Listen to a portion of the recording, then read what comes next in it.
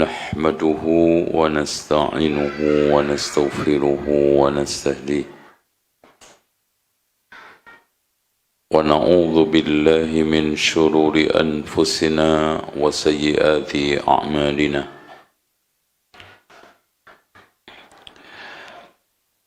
من يهده الله فلا مضل له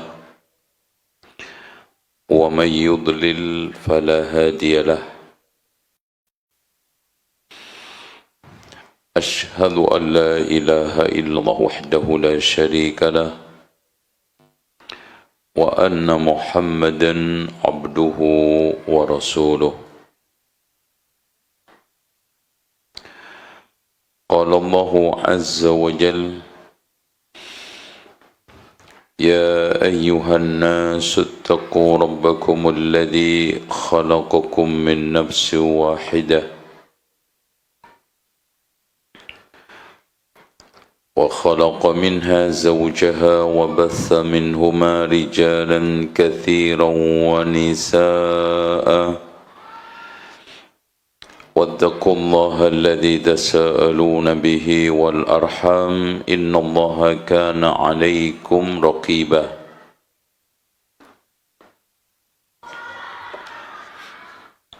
وقال تبارك وتعالى يا أيها الذين آمنوا اتقوا الله حق تقاته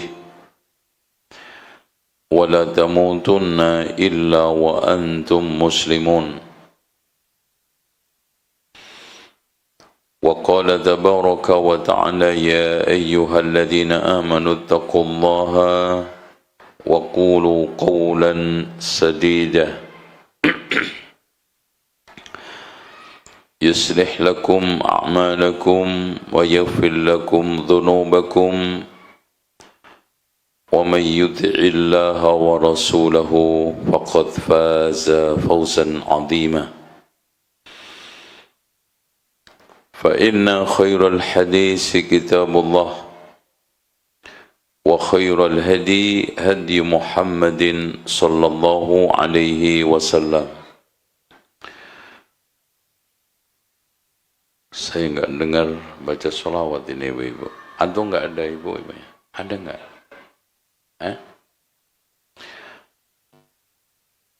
فإن خير الهدي هدي محمد صلى الله عليه وسلم وشر الأمور محدثاتها وكل محدثة بدعة وكل بدعة ضلالة وكل ضلالة في النار. Jamaah sekalian yang mengikuti secara offline di masjid, ibu-ibu yang semoga pagi hari ini diberikan oleh Allah keyakinan yang mantap, hati yang kuat, dan iman yang tidak murtad. Begitu juga para jamaah sekalian yang mengikuti secara online melalui IHBS TV atau yang lainnya. Mudah-mudahan pagi hari ini pagi cerah penuh dengan berkah. Pagi cerah kita diberikan sehat walafiat. Pagi cerah kita diberikan oleh Allah Subhanahu wa taala pikiran yang lapang, hati yang tenang, dada yang luas untuk menangkap cahaya ilmu syariat yang kita akan sampaikan biiznillah.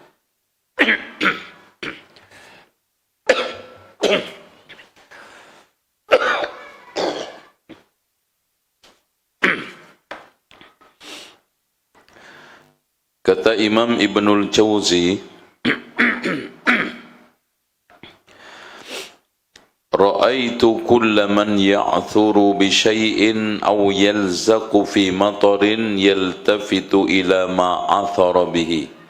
Masya Allah, ini ibrah. Kata beliau,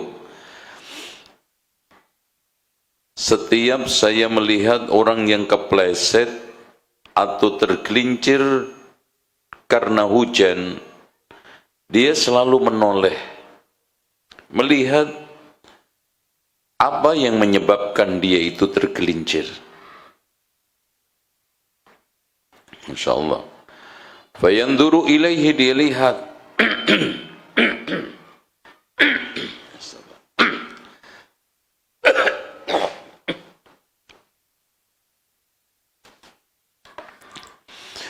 Apakah yang menyebabkan dia tergelincir itu lantainya yang licin atau batu yang sekarang mengganggu?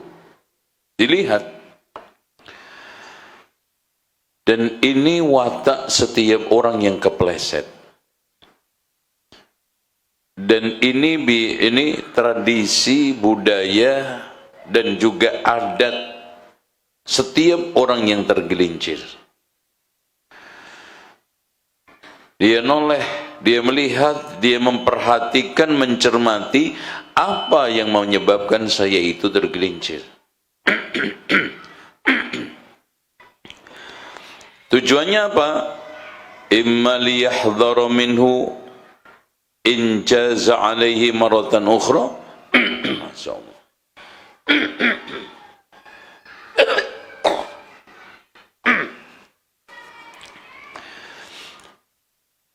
Ya. Tujuan utamanya adalah agar dia waspada kalau nanti lain kali lewat di situ enggak kepleset. Itu tujuan utama. Auliyandur mahtirazi wa fahmi kaifa fatau taharrus min misli hada, atau minimal lain kali lebih hati-hati. Kenapa saya tadi itu bisa kepleset? Itu tujuannya.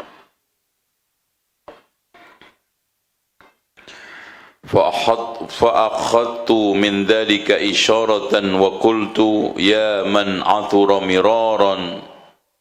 Bagaimana sekarang orang yang terpeleset berkali-kali di dalam kesalahan dan dosa? Hala absarta malladhi asraka. Kenapa kalian tidak mencoba untuk mengamati apa yang menyebabkan kamu itu tergelincir di tempat itu? Dan berulang kali.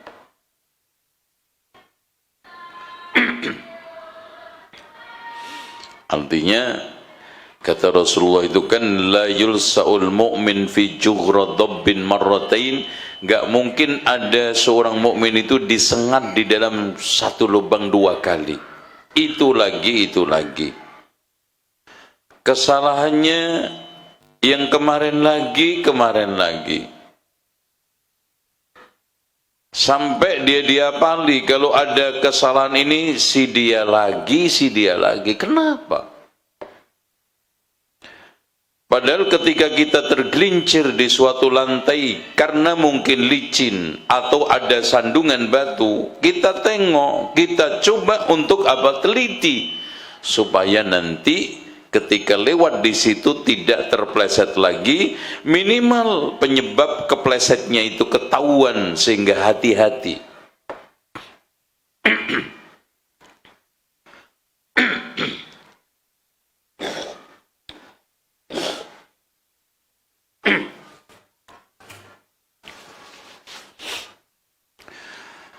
Fahtarasta min mislihi au qabbahta li nafsik ma'a hazmiha tilkal waqi'ah. Sehingga kalau kita tidak bisa menjaga diri untuk tidak kepleset lagi, ya, betapa teledornya Anda, dan cukup Anda menyalahkan dan menjelekkan, memburukkan, serta memvonis diri kita itu lemah dan tidak berharga. Kenapa? Fa innal ghaliba mimman yaltafitu anna ma'na iltifatihi. Jadi setiap orang yang sekarang ini kepleset kemudian menoleh, melihat ke belakang, itu pasti ada arti dan maknanya, ada tujuannya. Kenapa saya sudah berhati-hati aja kepleset, apalagi teledor? Kenapa saya itu kepleset di tempat itu lagi, tergelincir di tempat itu lagi, melakukan kesalahan yang sama, di tempat yang sama, dalam keadaan yang sama? Apakah kita ini termasuk orang-orang yang berakal? Fal ajabu laka ajaib asurta bimithli dzambil fulani wa dzambil fulani. Anda melakukan kesalahan dosa A, dosa B. Kaifa gharraka zukhrufun ta'lamu bi'aqlika batinahu. Bagaimana Anda bisa terkecoh, tertipu dengan berbagai macam permak dan hiasan serta apa? Serta keindahan molek secara zahir, kita tertipu, tidak mencoba untuk menggunakan akal sehat, meneliti secara batiniah. Wa tara bi'aini fikrika ma'alahu. Kalau kita mau berfikir, semua dosa itu ada efeknya.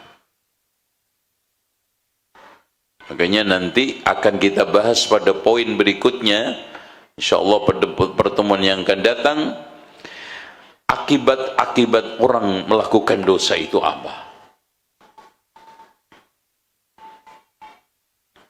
Kalau kita pikirkan dengan cermat, kita gunakan akal sehat, bagaimana bisa kita lebih mengutamakan kehidupan sesaat, yaitu dunia, mengalahkan akhirat?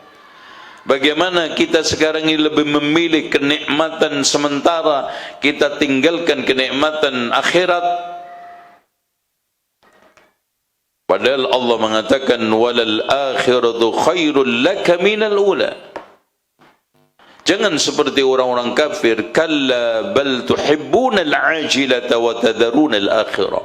Sungguh kalian lebih memilih dunia dan meninggalkan akhirat. Ini ajaib. Kaifa bi'ta biwaksin, kaifa ikhtarta laddata raqdatin ala intibahi muamalatin. Bagaimana kita sekarang jual beli dengan sesuatu yang nilai lebih rendah? Emas kita tukar tembaga, sehat enggak, waras enggak kita? Kesehatan kita tukarkan dengan penyakit. Coba sekarang ini kalau kita berenung dengan akal sehat kita, akal waras kita, bagaimana orang dengan cueknya merusak jantungnya, merusak parunya, merusak badannya dengan rokok yang itu kelezatan sesaat, merusak rumah tangganya dengan selingkuh, merusak pergaulannya dengan penipuan dan kebohongan, merusak kehidupan tetangga dengan berbagai macam ulah usilnya. Padahal semuanya itu ada akibatnya.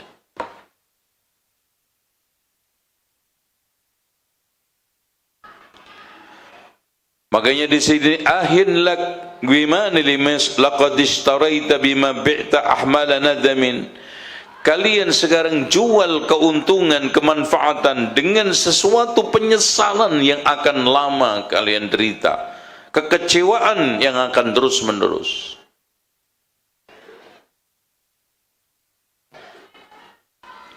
Makanya betul kata Abu Hamid Al-Ghazali, tanda orang itu ditelantarkan oleh Allah adalah menyibukkan diri dengan sesuatu yang tidak ada nilainya, tidak ada kaitannya dengan tujuan hidup kita, yaitu ibadah kepada Allah.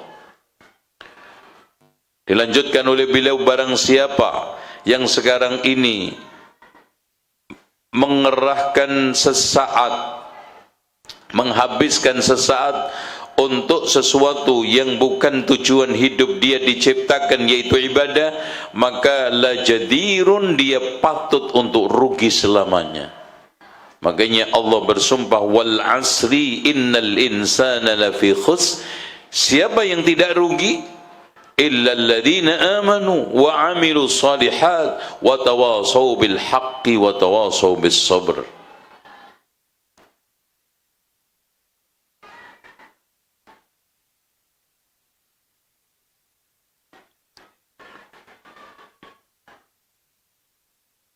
Oleh karena itu hadirin sekalian, apapun sekarang yang menggoda kita butuh kesabaran. Dan sabar itu hanya 3 alokasinya. Sabar di dalam rangka menjalankan perintah Allah. Sabar di dalam rangka untuk meninggalkan larangan Allah. Sabar di dalam rangka untuk menghadapi takdir Allah. Dan sabar itu dibutuhkan apa? Dibutuhkan kekuatan pribadi, kekuatan akal sehat. Maka kata para ulama, sabar itu berat, tidak ada yang bisa memanggul kecuali akal sehat.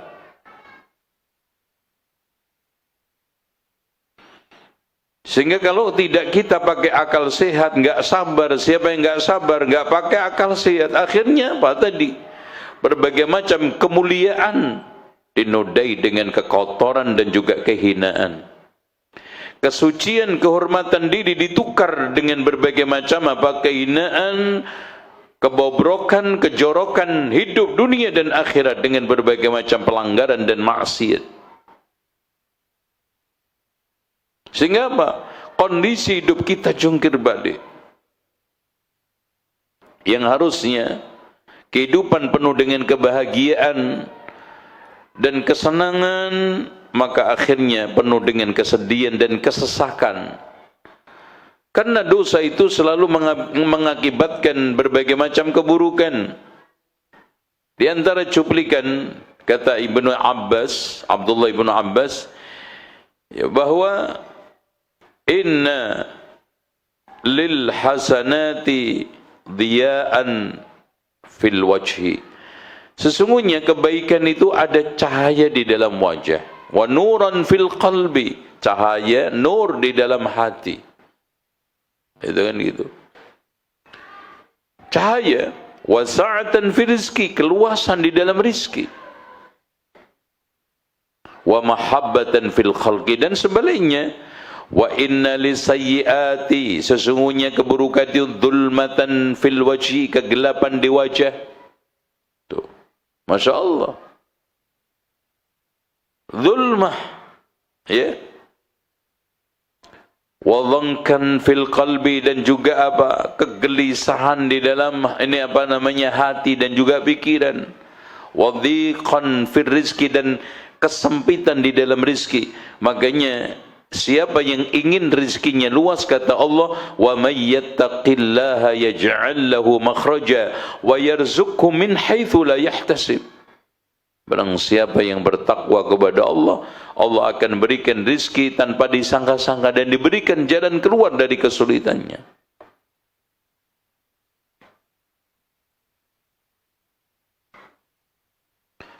Yang anehnya dari sekalian, andaikan mereka-mereka yang melakukan pelanggaran dari mulai mabuk, maling, rampok, korupsi, selingkuh, kemudian mengganggu tetangga dan yang lainnya, ghibah, namimah, dusta.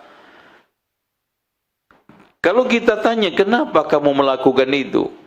Gak ada yang bisa menjawab secara tanggung jawab, dan gak akan mungkin bisa dijawab dengan sportif.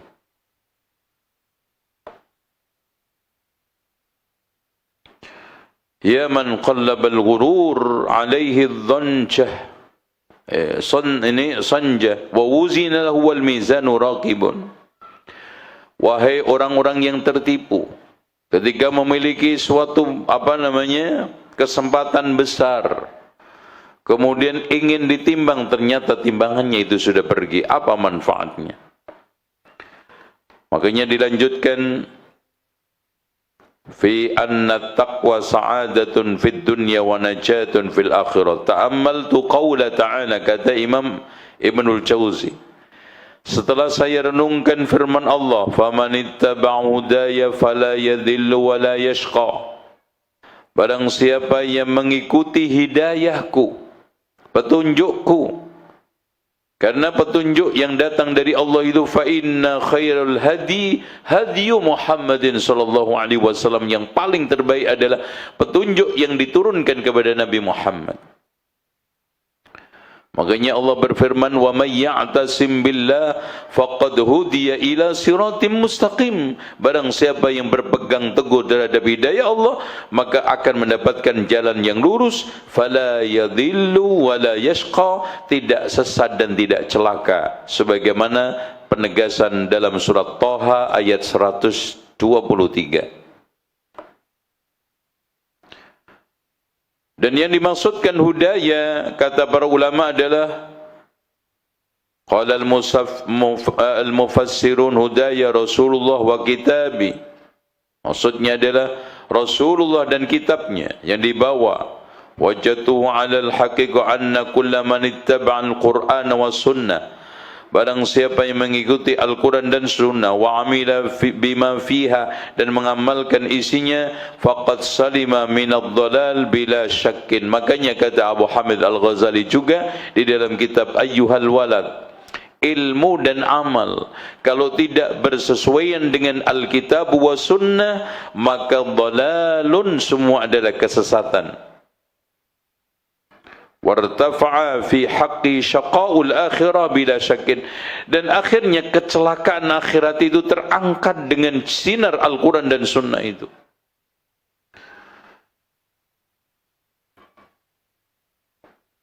Makanya nikmat, kata Imam Ibnu Qayyim Al-Jauziyah, itu ada dua macam.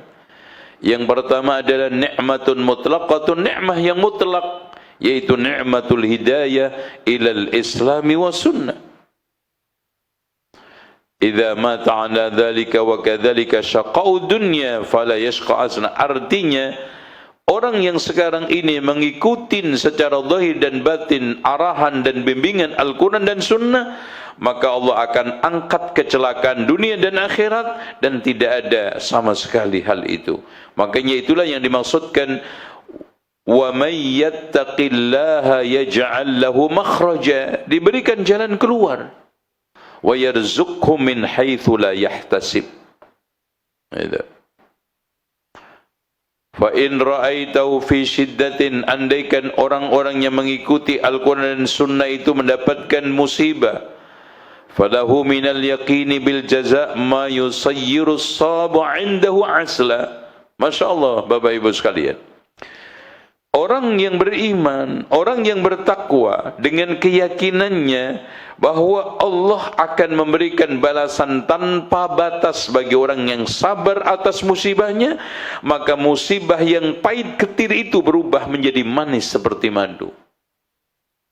Makanya betul kata para ulama, di sela-sela musibah yang Allah ujikan kepada kita, ada aja saat-saat di lipatan-lipatan ujian itu kita harus bersyukur kepada Allah.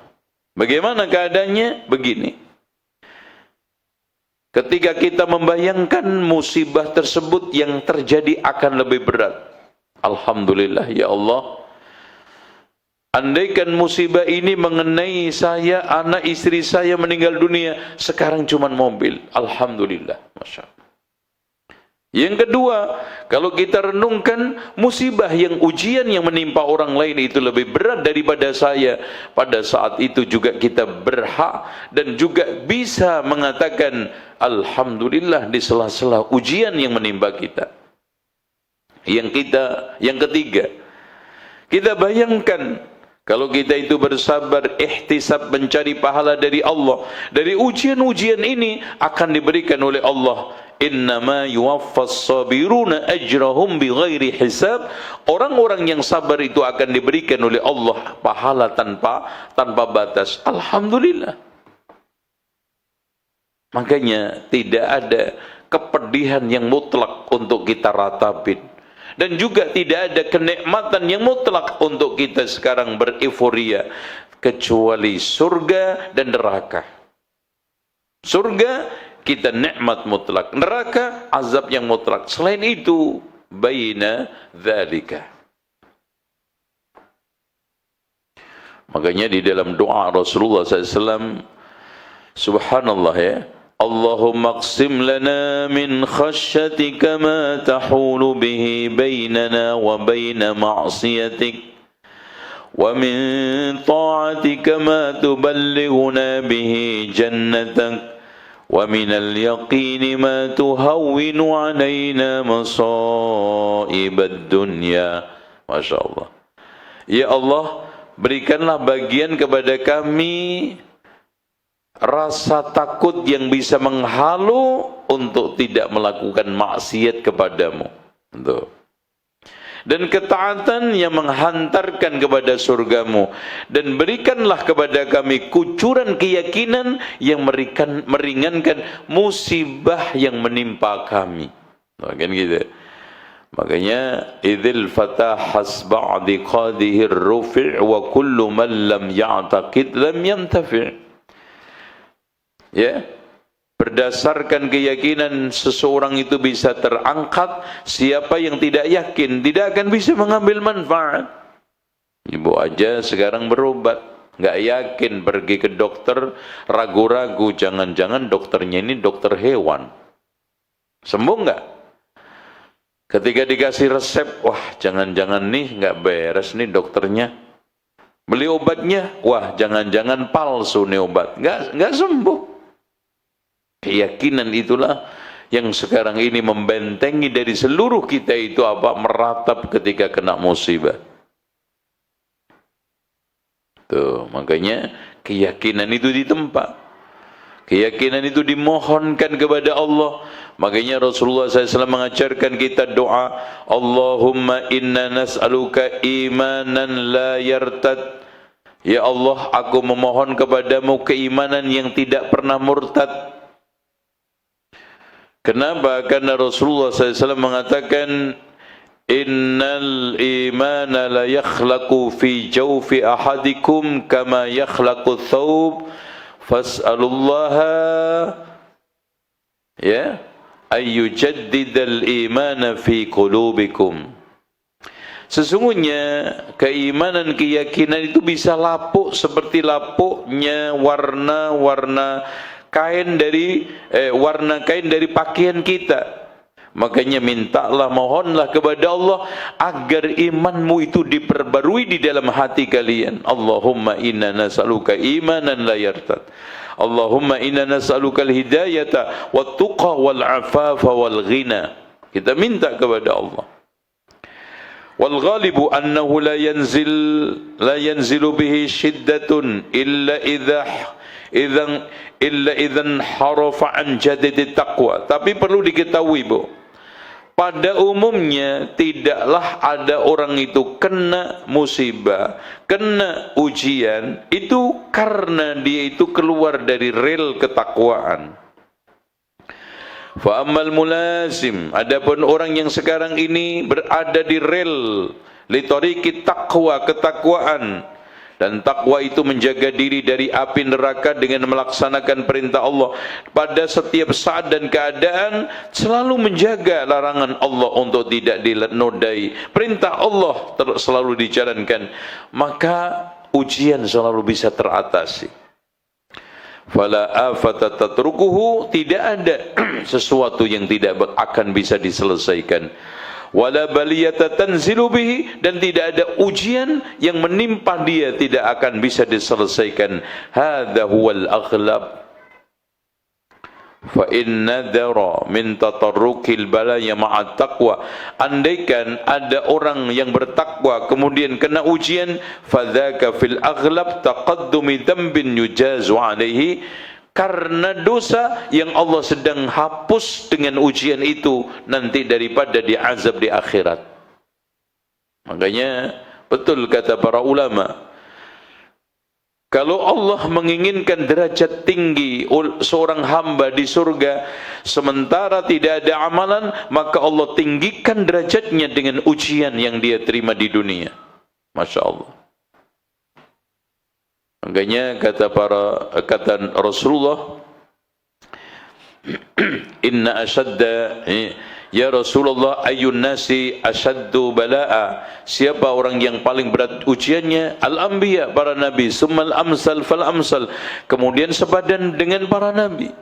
Thumma yubtala ar-rajulu ala qadri dinihi, kemudian orang itu diuji oleh Allah sesuai dengan karat emas yang dia milikinya. ya, yang 20 beda dengan ujiannya, karatnya 21, beda lagi 22, beda lagi 23, beda lagi 24. Tuh ya.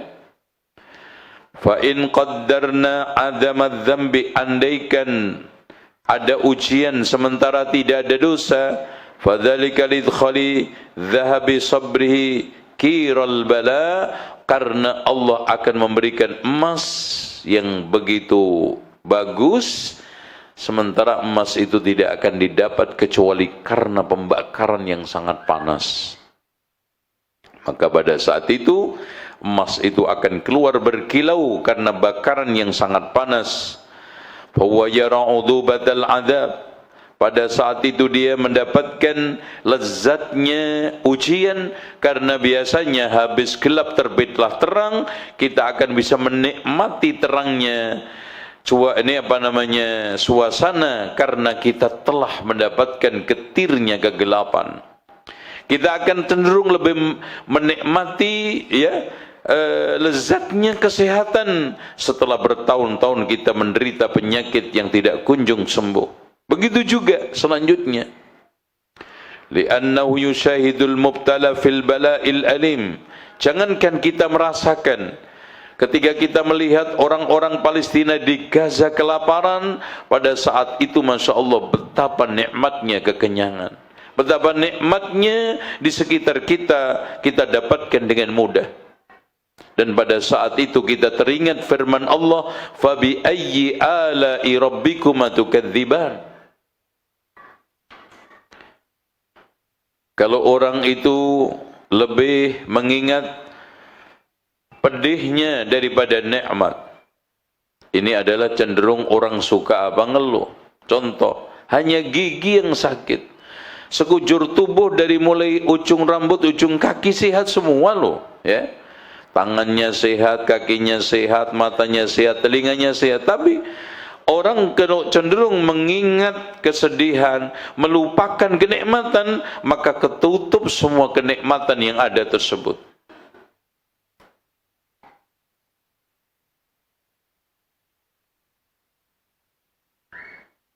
Makanya kata Shibli, ahabbakan nasu li na'maika. Ini cenderung ya gini, Bu. Orang itu kalau nikmat, orang lain yang paling seru merasakan. Kalau sedih, ya bencana, tidak nyaman, diri sendiri yang paling dalam merasakan. Saya kasih contoh, ya, di sekitar kita.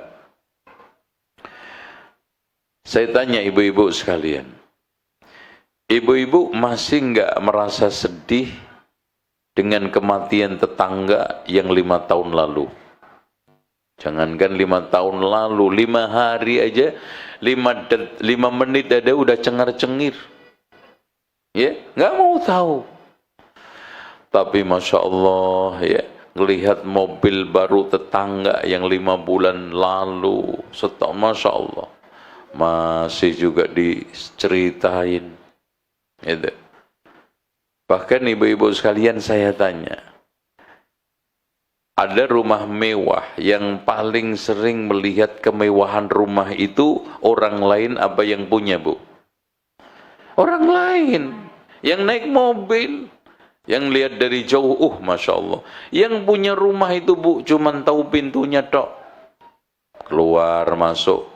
Itu ada orang yang tinggal di rumahnya 5 tahun belum tahu catnya itu.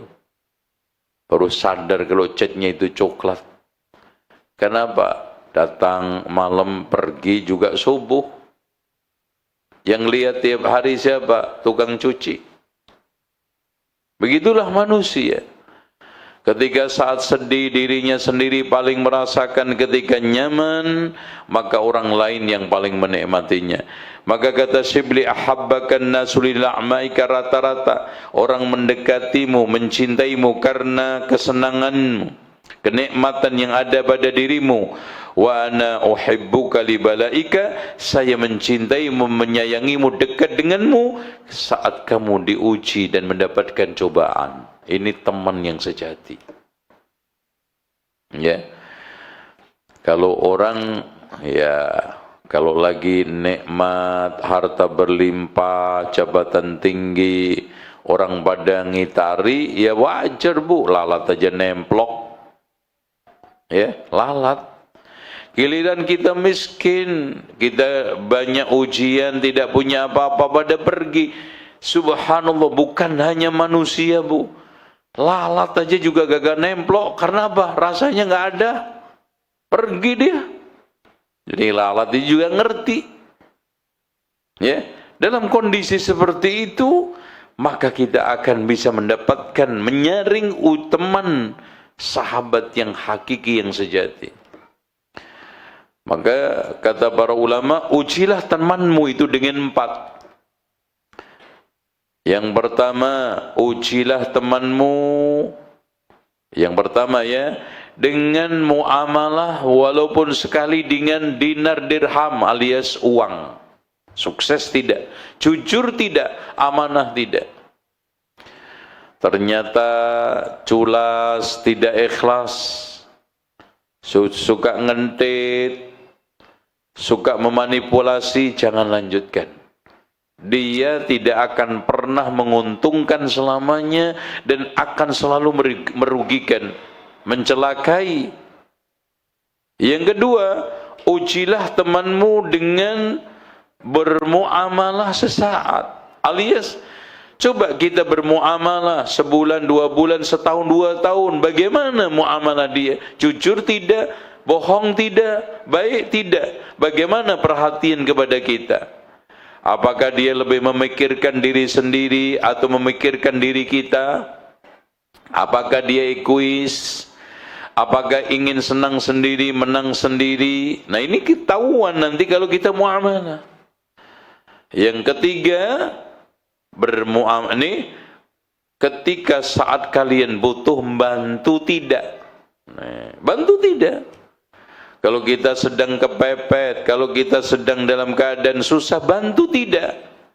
Kalau dia bantu, maka dia adalah temanmu yang sejati dan temanmu yang hakiki. Ya. Nah, yang ketiga adalah ajaklah dia, keempat, ajaklah safar. Pepergian itu ujian berat, Masya Allah. Makanya kata Rasulullah SAW, as-safaru qit'atun minal azab. Safar itu bagian daripada azab. Itu ya. Makanya dikatakan safar itu dari kalimat safaro yusaffiru, menyingkap. Kenapa dikatakan safar? Karena menyingkap tabiat watak asli seseorang. Pelit, dermawan, kasar, lembut, sombong, angkuh, atau rendah hati, egois, atau sekarang menjaga kebersamaan. Itu nanti ketahuannya di safar. Maka kalau seandainya kamu menemukan temanmu seperti itu, kalau lebih tua jadikan orang tua, kalau sejawat jadikan seperti saudara, kalau sekarang lebih kecil, lebih muda jadikan seperti adikmu, anakmu. Jangan dilewatkan, pertahankan. Dia adalah orang yang akan hadir dan menghadirkan di dalam kehidupan Anda kebahagiaan saat kita dalam keadaan nesta dan saat kita teruji. Wallahu a'lam bishawab. Insyaallah kita akan lanjutkan pada kesempatan yang lain. Mungkin ada yang tanya, silakan. Baik, jazakallahu khair, barakallahu fiik Ustaz atas ilmu yang disampaikan. Bagi ibu-ibu dan jamaah yang di online silakan ke 081180333389 atau juga yang menghadiri di masjid bisa bertanya langsung atau melalui kertas. Mohon bertanya ini Ustaz, bagaimana cara memahami makna doa Nabi Allahumma ajirni fi musibati wa akhlif li khaira minha? Gimana Ustaz? Jazakallahu khair. Itulah yang saya katakan tadi. Bahwa ketika seorang kena musibah, dan mencoba untuk membayangkan pahala yang dia dapat nanti di akhirat. Maka kata Imam Ibnu Jauzi, kepahitan dan getirnya ujian itu akan berubah seperti manisnya madu. Asala. Makanya kita dianjurkan oleh Allah, oleh Rasulullah, Allahumma jinni fi musibati wa khlifu khairan minha. Ya Allah, berikanlah pahala dari musibah itu. Sabar, ridha. Makanya Bu, Masya Allah ya, seorang atau kehambaan, ubudiyah seseorang itu tidak akan sempurna kecuali dengan 3 syarat.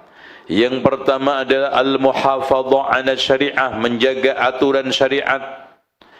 Yang kedua adalah ar-ridha biqada' wal qadar, bil qada'i wal qadar, ridha terhadap putusan qada' dan qadar. Dan yang ketiga,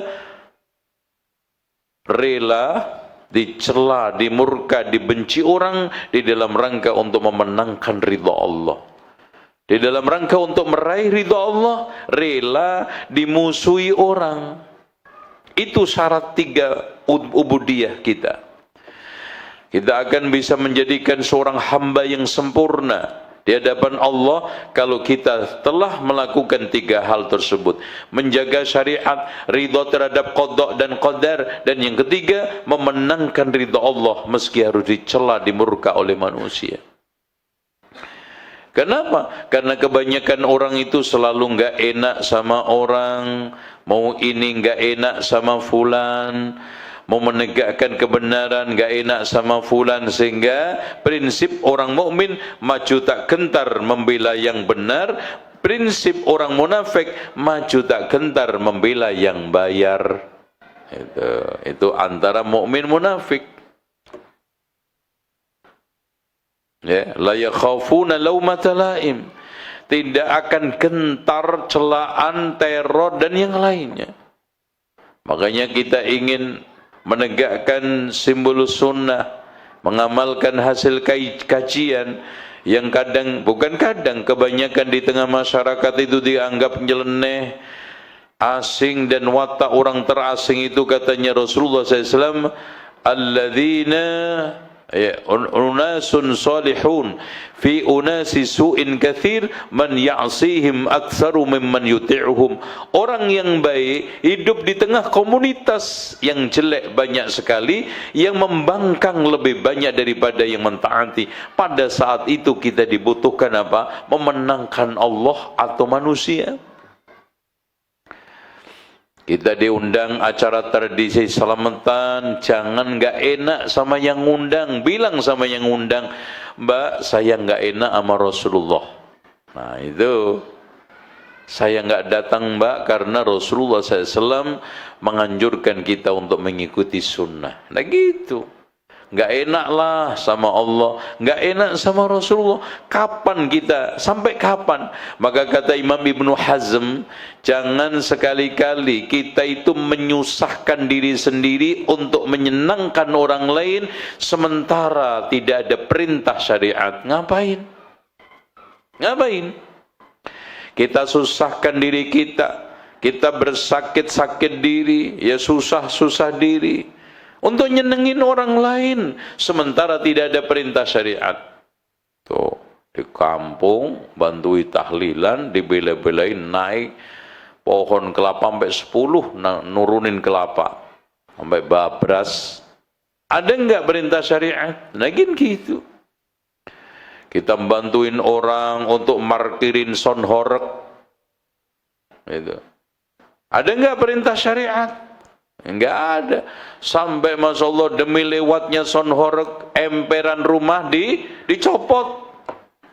Jangan sekali-kali nyusai diri kita nyenengin orang lain sementara tidak ada perintah syariat. Gitu.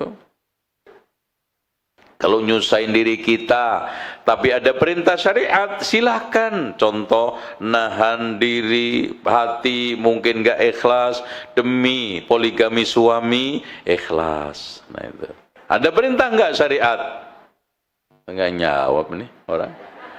Nah, bener enggak Bu yang gue omongin? Kalau nyusahin diri kita demi nyenengin orang lain karena perintah syariat dapat pahala. Tuh, nyesek iya. Gitu kan gitu. Contoh sekarang kita Masya Allah membantui tabligh akbar, susah dari pagi, nggak sarapan. Tapi ada perintah syariat untuk kajian. Bersenang, berbangga, berbahagialah orang yang sekarang menyusahkan diri sendiri untuk kelancaran acara kajian yang itu ada perintah syariat. Man salaka tariqan yaltamis fihi ilman sahalallahu lahu tariqan ilal jannah. Allah akan mudahkan siapa yang sekarang memudahkan jalan menuntut ilmu, maka Allah akan mudahkan jalan menuju surga. Nah, itu syariat.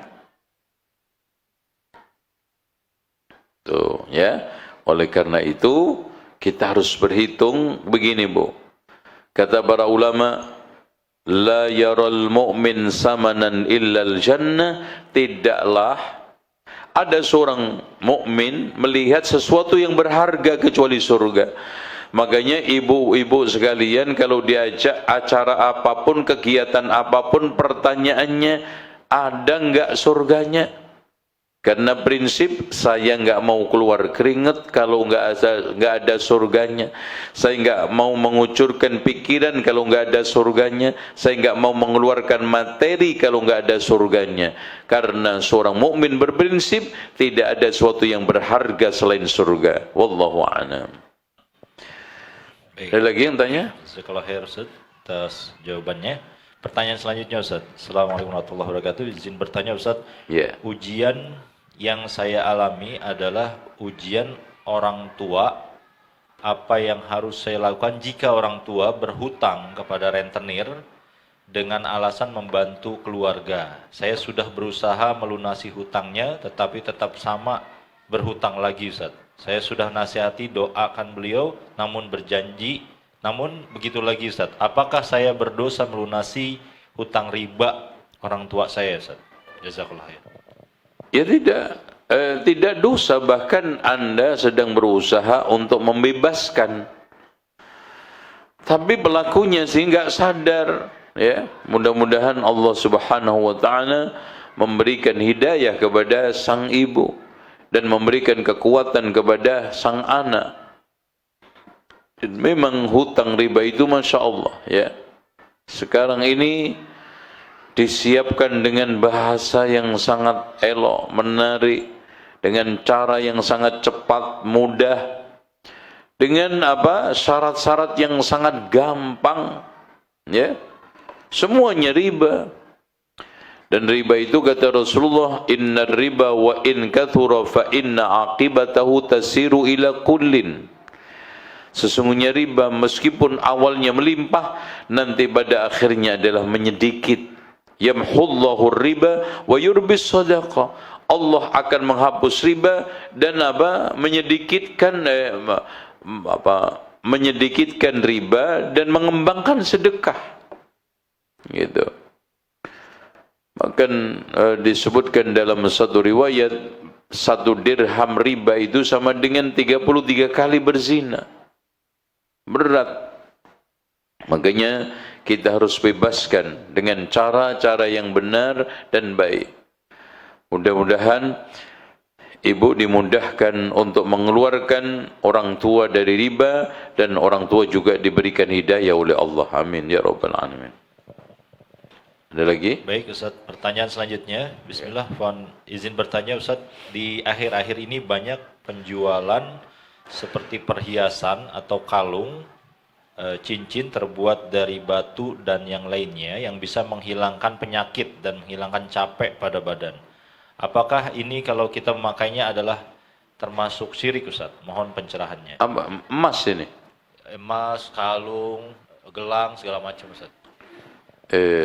Ini saya lihat dulu, ya. Saya ingin mendapatkan penjelasan kinerjanya. Jangan-jangan di dalam batu itu ada energi yang sekarang sudah diolah secara medis yang bisa bekerja secara otomatis Contoh aja behel yang mahal itu bisa bekerja secara otomatis untuk menata gigi kita. Itu kan gitu. Apalagi ada emasnya ya. Emas itu mau baru, mau lama ya, itu laku semua. Ya Bu ya. Emas patah aja itu laku, kecuali satu emas patah hati. Ya itu nggak laku itu ya. Ada lagi yang tanya, silakan. Jazakallah khair Ustaz. Pertanyaan selanjutnya Ustaz. Assalamualaikum warahmatullahi wabarakatuh. Ya. Izin bertanya di luar tema nih Ustaz. Bagaimana hukumnya jika kita datang dan duduk menunggu teman di sebuah tempat atau kafe yang ternyata menjual khamar Ustaz? Apakah kita berdosa tetapi tidak makan dan minum di kafe tersebut? Tapi intinya Rasulullah SAW melarang kita duduk di meja yang ada khamarnya. Tapi kalau tidak di meja, apalagi Anda tidak sengaja atau Anda tidak bermaksud untuk makan di situ, maka enggak mengapa dan secepatnya pergi. Karena Rasulullah SAW melarang untuk duduk di meja yang ada khamarnya. Ya, itu hati-hati. Wallahu a'lam. Baik, jazakallah khair Ustaz. Pertanyaan selanjutnya, Bismillah, Barakallahu fikum Ustaz. Ya. Izin bertanya, bagaimana cara menjaga niat kita supaya tetap lurus dalam menuntut ilmu atau dalam hal apapun?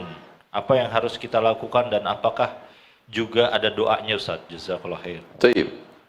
Rasulullah SAW mengatakan, salasun la yaghillu bihinna qalbu mri'in mu'min.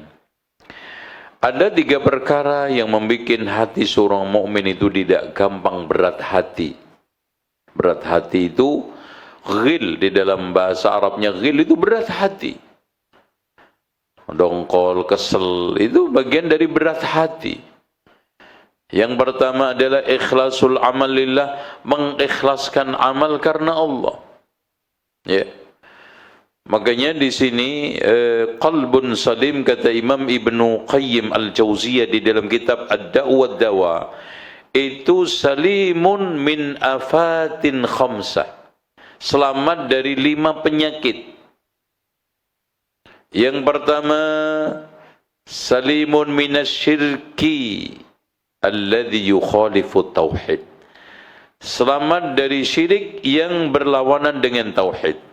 Satu ya. Yang kedua, salimun minal bid'ah tunafi ya tukhalifus sunnah, selamat dari bid'ah yang bertentangan dengan sunnah. Salimun minasyahwah, ya, selamat dari syahwat yang menentang perintah. Jadi perintah-perintah agama itu kacau karena syahwat. Dan kemudian salimun minal ghaflah, selamat dari lalai yang sekarang ini meninggalkan, menyingkirkan zikir, ingat.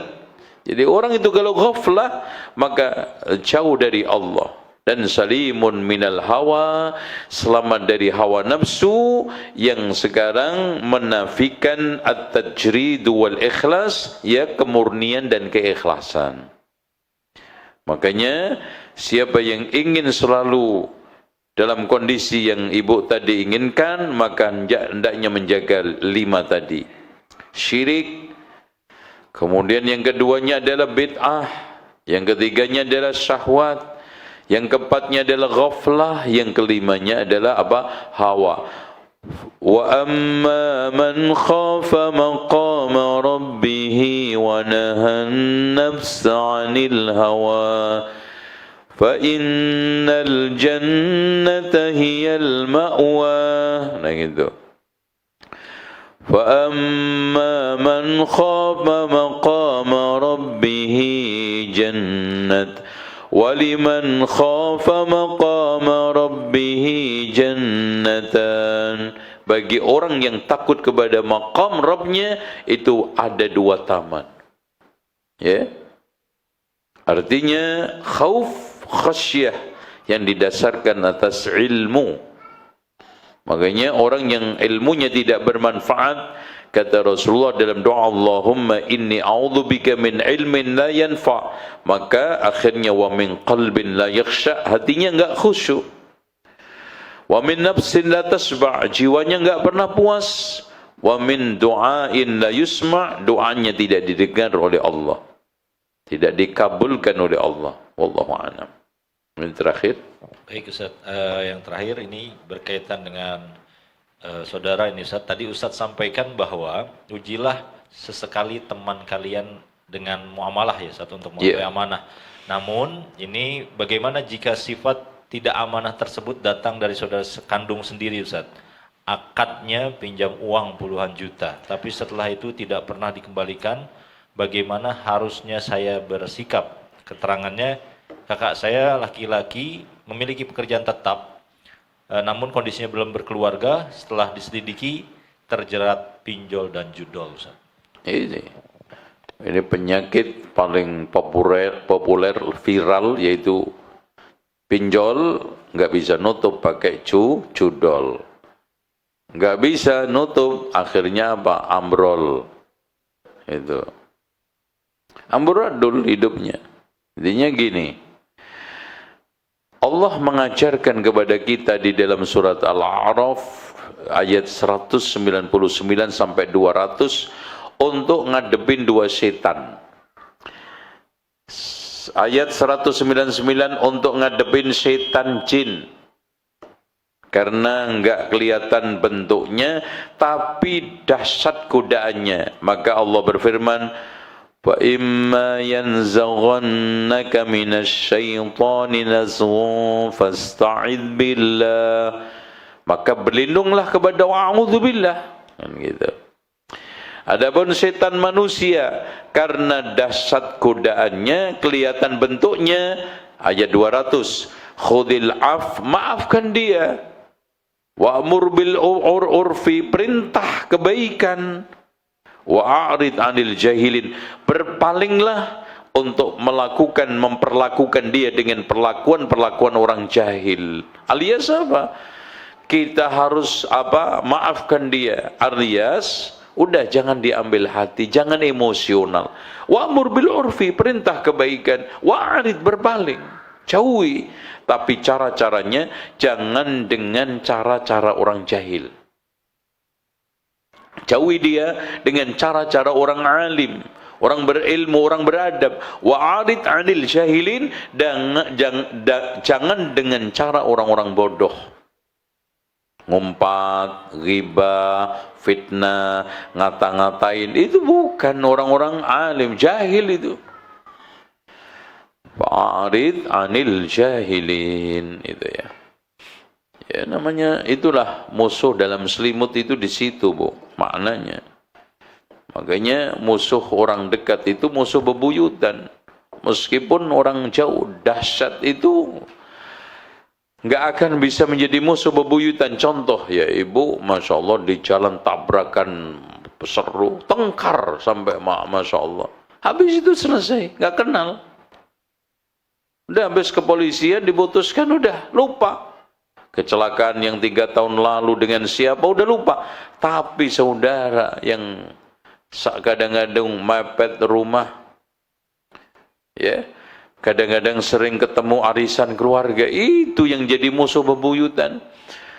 Makanya kalau sama tetangga berdekatan rumah, sering-sering kunjung. Kalau sama saudara berjauhan rumah, kayak gini, berdekatan rumah jarang-jarang kunjung, itu kalau sama orang lain. Kalau sama saudara berjauhan rumah sering-sering kunjung, itu enak. Sama tetangga dekat rumah, tapi ya untuk lihatlah, jangan tiap hari datang. Ya, capek juga ngelihat mukanya enek. Tuh paling juga ngutang nih orang.